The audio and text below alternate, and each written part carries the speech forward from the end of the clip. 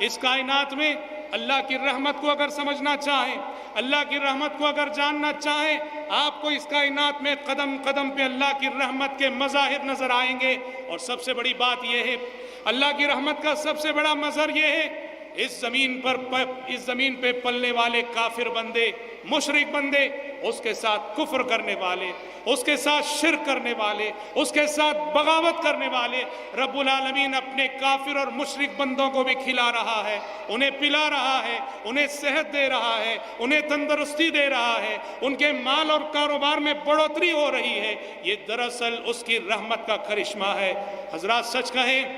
کہیں، یہ زمین، یہ آسمان، یہ ستارے سیارے، یہ ساری کائنات اگر قائم ہے تو صرف اللہ کی رحمت کے بل پہ قائم ہے۔ انسان کے گناہ تو اتنے ہیں، انسان کے گناہ تو ایسے ہیں، ہونا تو چاہیے یہ آسمان پھٹ پڑے، ہونا تو چاہیے یہ زمین شق ہو جائے، ہونا تو چاہیے یہ کائنات کا نظام درہم برہم ہو جائے۔ انسان ایسے گناہ اس زمین پہ کرتا ہے، لیکن رب العالمین کی رحمت ہے، رب العالمین کی رحمت ہے جو اس زمین پہ انسان کو سہارا دے رہی ہے، اس کائنات کو سہارا دے رہی ہے۔ اگر اللہ کا یہ قانون نہ ہوتا، اگر اللہ کا یہ قانون نہ ہوتا، انسان کی تخلیق سے پہلے، انسان کو زمین پہ اتارنے سے پہلے اللہ نے یہ قانون لکھ رکھا کہ سبقت رحمتی غضبی، میری رحمت میرے غصے پہ غالب آ چکی ہے،